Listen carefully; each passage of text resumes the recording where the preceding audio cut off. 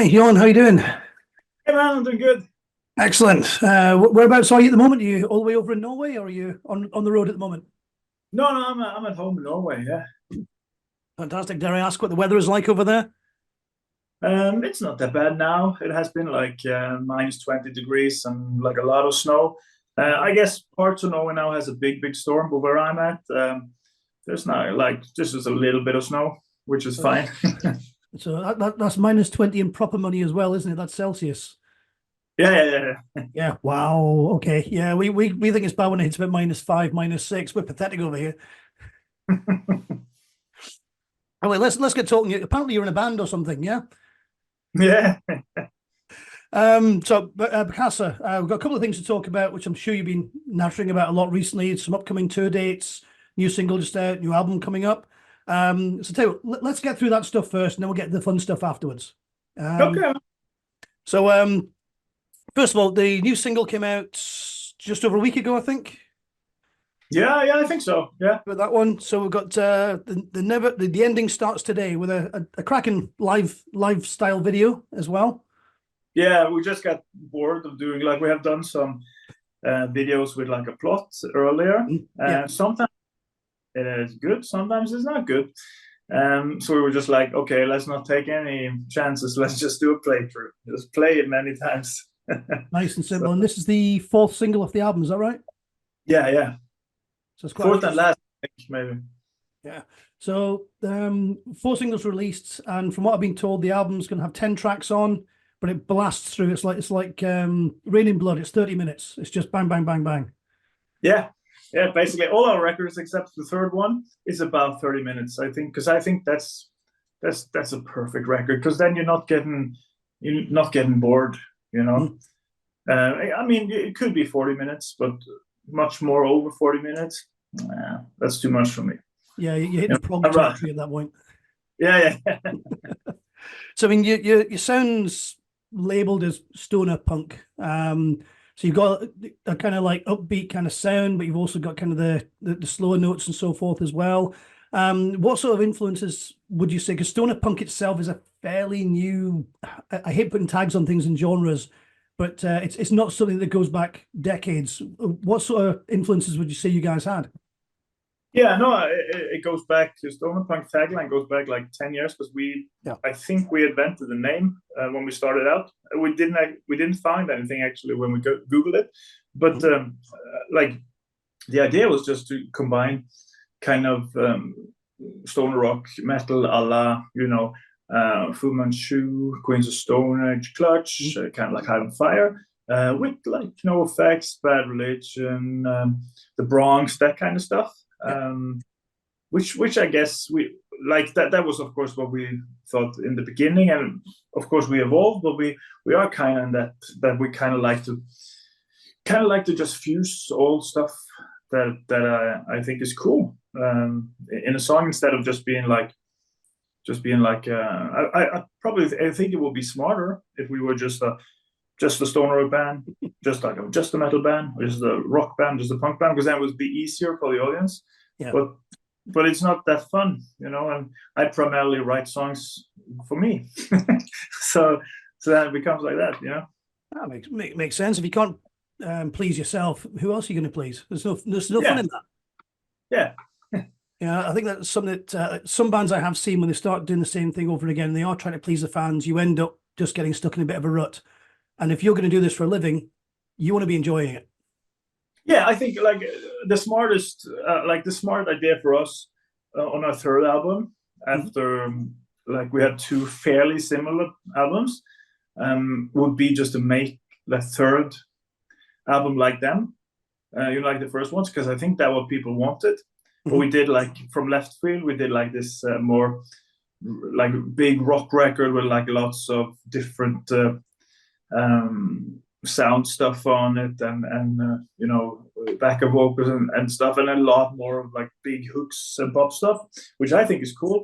But I think if we were to like please the audience, we should just do the same record. But I mean, I appreciate we have an audience, but I wouldn't do that, because I like our sound the way I like it, you know. And if they want to listen to the other, then just go listen to the first album, you know. So that's kind of how I look at it. Mm-hmm. Talking about the style of music as well, what sort of lyrical content do you have? Do you tend to find yourself going for any particular themes, or does something just occur to you and go, I can write a song about that? Yeah, I think I don't have any themes. I don't have I'm not one of those. I remember we played with a band once with the singer, and you know, since I'm a guitar player and a singer, because when you're just a singer, you're always weird. They're always weird with that. They're always like, yeah, where do you get inspiration? Do you have a notebook? And like, blah blah blah. They always want to talk about that. And as a guitar player, I can't connect with that. So I'm like, you know, because I write the riffs and the melodies, and then, you know, I don't sit down like I'm going to write a song about this. And then I just write and get some word out, and maybe later, then I start writing the lyrics. But it could be everything from like how I feel. Like maybe I read an article, like a book or something, like I saw something, and it could just be like a fictive story, but it's always like a feeling I try to kind of portray to my music. But I never sit down just to write lyrics. That's more of a singer thing. Yeah. You know, they don't have an instrument, they don't have anything else to do, you know. Focus on the words. Yeah. So the album's coming out 16th of February, 2 weeks time. Yeah, fantastic. Have you and you've got some tour dates lined up with Therapy coming up as well around about the same sort of time? No, that was last year. Was that last year? Oh, sorry. Yeah. My notes are incorrect. But there was like an issue with Songkick or one of those you know, pages.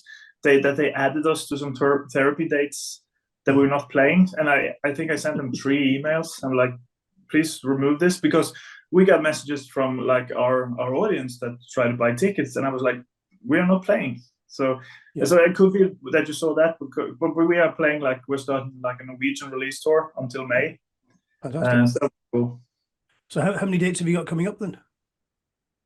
I think it's 13 or 14 Norwegian dates. Yeah. And it's a long time since we did like a Norwegian tour, so this will be cool. And maybe we add some more during this year as well, because last year we just focused on overseas, like EU and UK, and it is cool, but you know, you don't bite the hand that feeds. So you have to play in Norway as well, you know.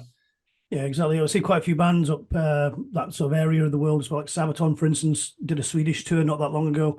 So I mean, it's exactly as you say. Sometimes you want to get back and not just play one big gig in your home country. You want to play an actual proper tour again, get back to the roots. What sort of venue sizes are you playing in Norway? Well, in Norway it's like a country with not that many people. It was a big country, so it depends on the town. Kind of in Oslo, we play kind of Rockefeller, kind of Rockefeller, which I guess is like 850,000 kind of there. That's it, yeah. And then in Stavanger, Bergen is probably like 500, and Trondheim is probably like what's the venue, like 750. But then there's a lot of small rock clubs around in Norway that is like maybe like 200 caps, because there's not that many people in these towns, and we haven't played these types of shows in like 3 or 4 years. So that'd be cool to do. Hopefully we'll still sell tickets. I'm sure you picked up a few more fans the last couple of years because you're playing slightly bigger venues with some other bands, Ghost, Metallica. I mean, that when you got the nod about those kind of tours, what sort of thing went through your head? You're like, holy shit, we're playing like 200 here and 750 in Trondheim, and then you're suddenly playing 15, 20,000 at some of these venues. I mean, what went through your head when you got the heads up? You're going to be playing places this big. That must be quite a big jump up. Oh, yeah. We weren't playing 750 in Trondheim or in Oslo. We were playing probably 100. Like, and then because the thing is, like, a lot of Norwegian bands, they come through like this. They kind of like this through this organized music industry thing where they have like this the Norwegian broadcasting system, like Norway's BBC has like this competition, and you can win like like artist of the month, and then they have a like competition on TV, and then they pair you with like festivals and managers and whatnot. So like a lot of Norwegian bands just come through that, and they got like a contact and they know the industry. We never did. So we didn't like when we got that call about the Metallica thing. It was just us, you know, just the three of us. So it was really overwhelming, I guess. We didn't have a clue like what we were doing, and it was one of the most surrealistic experience of my life. It was awesome. Like we played Slane Castle like for 80,000, and like that whole tour I think was 1.5 million people they played to. It's like insane. It's like because we were like a proper underground band. We weren't even a big underground band. It's like everybody, because we didn't have any connections. Like because you have a lot of these bands in Norway that know everybody. We were not one of those bands. Everybody was like, "What the fuck?" You know, you guys? We were like, "Yeah," you know, yeah. So it's a very uphill learning curve. So it's just like we didn't have a crew or anything. Like we still don't have a crew. Kind of. We have a sound guy and light. You know. Yeah. Like a friend of ours, said like, "Do you want to join the tour and be like a guitar tech? You know, touch the guitar before." So we just took it out in the cold March winter of Trondheim, like my guitar, and he was going to tune it, and he tuned it so hard, like an octave up, that like it almost broke. You know. So that was the kind of that was how we were. We didn't know anything. You know, only guy who knew was like our sound guy, who kind of he didn't know anything about stadium, but he at least knew about like equipment. We had like no idea like what we're doing. I still have no idea about equipment. You know. So when you went onto those two particular bands, did you find that give you guys a bit of a bump in terms of listens on Spotify, whatever that's worth, or album sales, merch sales, that kind of stuff? Yeah, I think you know for like a band like this, like I guess 95% are just to see Enter Sandman and nothing else matters. But like we felt quite wanted because you know they have a lot of these people, the Black Ticket Roamers or the people that are in Snakebit that just travel to each show, and we saw them each day. You know, so we have a blast, and we see them. Still, a lot of them come to our shows, and yeah, it basically made our career. Yeah, you know, because there's people now in Norway that will tell you like, yeah, I always supported you, blah blah, stuff like that's bullshit. You know, there was no one would have touched this band if it wasn't for that, because you know when it comes down to it, what they think about is of course money. You know, and so Lars Ulrich basically made our career. No one in Norway saw us, so I guess that's why we not until now have had a Norwegian label, because we never got any recognition, so we're like fuck off. But now we're back in Norway, so like this. So, it gave us a real boost. Circling back actually to the recent video, the one that just came out last week, for the ending starts today. I noticed in that you're wearing a t-shirt for the Wild Hearts. I was actually watching Ginger Wildheart just at the weekend in Glasgow.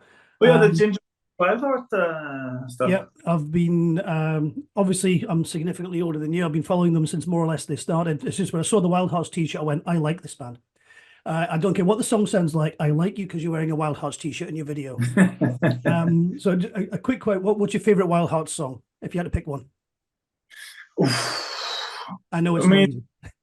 Yeah, I mean, you got like Justin Lust, but I think that the song for me that really like got me into that band is not many years ago, because I kept reading like reviews from Britain, because of course I knew about Wild Hearts and I've heard the old songs here and there. Like for example, Justin Lust, Norwegian band Turbo famously stole that chorus in a song, but yeah, no, it was "You Do You" from 21st Century Love Songs, because it was around when our record came out, and they had a new one, 21st Century Love Songs, you know, after the Renaissance Man, and then I heard "You Do You," and I thought it was awesome. It was like that was one of my favorite songs from 2021.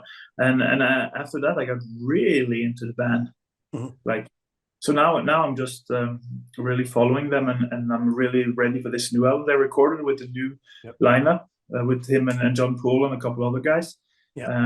So now I'm really excited. My side of the bed also from Renaissance Man, and one of my favorites. I think it's great. Yeah. Have you ever caught them live yet? Or? No, I haven't. But actually, when we released our debut, me and him, we traded vinyls. I sent him Divide and Conquer, and he sent me. I think it's called Hey Hello, his side project. Yeah, one of his many side projects. Yeah, he has many. Yes. No, that's fantastic. No, it's just one of those things I saw. I thought I've got to speak to him about the Wild Hearts. I'm a massive fan as well. So certainly, excellent band. It's just one of those bands that when I really started getting into it, I was like, why haven't I heard this band earlier? You know, like because I got obsessed with them. I thought it was excellent. It's right up my alley. You know, they got the riffs, they got the choruses, they got those melodies. Excellent band. So I can't wait for the new album because the last two albums after the comeback are perfect. I shouldn't do this, I guess, because I was told this by a friend that this doesn't mean excellent anymore. So I don't know. Yeah, that's okay. I'm a diver. As far as I'm concerned, that means okay. Oh, okay, nice. Yeah. I'm good with that. South America apparently means something different, but yeah, it was great. It was crazy to me. It's like a friend was like, "You can't do that." I was like, "What? It means something's excellent." I was like, "No, not anymore." I was like, "Oh shit, okay." I'm old. If that's what I meant in 1976, and that's what it means now, I'm stuck in the past. A couple of last little questions. Just some. Give us a little bit more about the band. When you're out on tour, obviously you're hitting 13, 14 dates coming up. You'll be fairly busy. Outside of the dates and the traveling and the setup and so forth, what do you guys do to keep yourselves busy on tour? Is there anything you take with you? Is there anything that you, any hobbies you've got? Do you get a chance to have a look at the towns that you're visiting? Or is it really quite full on when you're touring? No, I think we do a lot of different. Olaf, our drummer, he loves to just. He's like an old dad when he travels. He loves to just take pictures of buildings and stuff. He loves to see like the architect stuff. And sometimes I join him, but yeah, he likes to wander off and just watch buildings. I like to like find cool cafes and food places and go over there. Like when we played Poland last year, and then suddenly like I found this Japanese cheesecake factory. So I went there and had a coffee and some Japanese cheesecake, which was excellent. And all of us bring our like Nintendo Switch and I read a lot of like books on the road, like on my Kindle, like just band biographies. And we have like both me and Olaf bring our AeroPress. We have like coffee kits because I need to start the day with some good coffee, or else I'm gonna be annoyed before I face the day. So we try to eat some good food where we can, and if like sometimes if we have like when we were in Britain, we had. Since it's so short, it's not the same as when you travel in Europe. You often drive like 5 hours. Yeah. But in Britain, it takes like 1 hour, 2 hours, you know. And then so you arrive before it gets in. So then what we usually do then, at least I like to do it, is just go to a cinema and see one of the movies because I never go to the movies in Norway, but I like to go to the movies when no one's there. So we went to Northampton actually, and saw the Marvels or something like that. So yeah, that's not that long ago, a couple of months back. Yeah. Nice. Again, sticking with the theme of on the road. I know the phrase "what happens on the road stays on the road," so I'll make the question fairly broad. What's the wildest thing you've either done or seen when you've been touring? I mean, we're not that wild. I think we're quite boring, actually. I think like we have a light engineer joined us at the beginning of last year, and she also does light for like a Norwegian. I don't know the English word, but it's one of those rap. It's kind of like a party rap band. I think they sing about coming from the country. and I think they party quite a lot. That's what I understand. I think she thought that maybe when she joined us that we party quite a lot, but we don't, because it's of course we drink when we play here and there, but then we know we're gonna go up really early, so we're quite boring.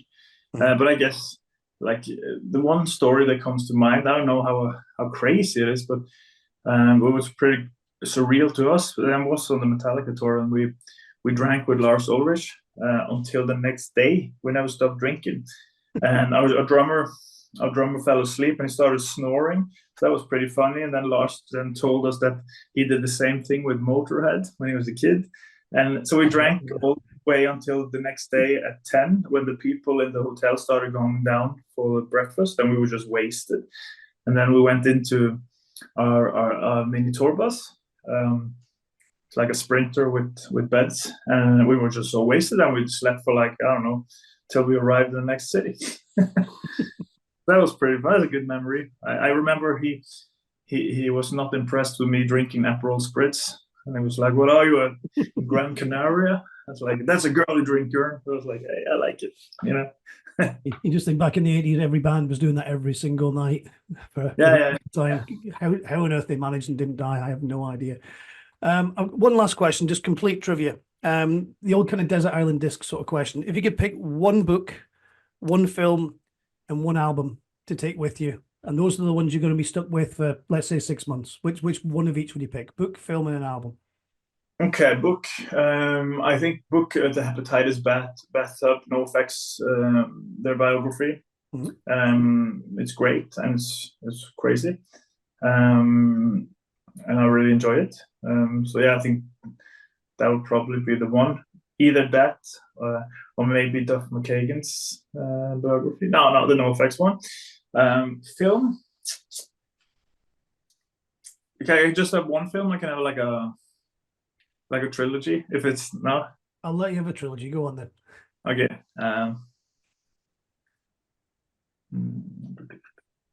Yeah, it's the first Star Wars. Yeah. The proper first Star Wars. Star Wars. Yeah, the first Star Wars trilogy. Yep. And album. You can't have a trilogy. No, because I was thinking of the album that I wanted, but that's the album is just like 28 minutes or something. So I was thinking maybe I'm going for an album I don't like. I like it a lot, but I don't like it as much as my first choice. But it's longer. So I think I do that. Guns N' Roses, Use Your Illusion 2. Yeah, that makes sense. Yeah. Two's better than one, isn't it? Yeah, it is. Yeah. Definitely better than two. I would probably still go for Appetite, given the choice of the Guns N' Roses ones, but yeah, 2 would be my second choice, I think. Yeah. Thanks very much for your time. Just repeat in case people didn't get it. The new album, which I'll make sure I get the name right, is All Out of Dreams. It comes out in just over 2 weeks' time. So 2 weeks on Friday on the 16th of February. I presume that'll be available to stream on all the platforms that don't give you any money, and available to purchase from places that do give you guys money. And that's where people should go to for it. Yeah, you can get it then like, I don't know, Amazon, Plastic Hat, your local record dealer, hopefully. Yep. Or Bandcamp, or Probity Merch, everywhere you get records. There's some different varieties for those people who like different vinyl colors, and get it on CD, and you can stream it. Yeah. So we'll try and get the links down below. If you're on YouTube, we'll try and put the links down below and here. And if you're on our website, they'll be in the blurb surrounding this wonderful video. We'll get the links up down there as well, and all the links to obviously Bokassa's webpage and so forth, so you can check some more information out about them as well. Again, thank you so much for your time. Best of luck with the album, and hopefully we'll see you on the road back in the UK sometime soon. Thanks for having me. It was awesome. No, you're very welcome. Thanks for your time. Great. Cheers. Have a good night.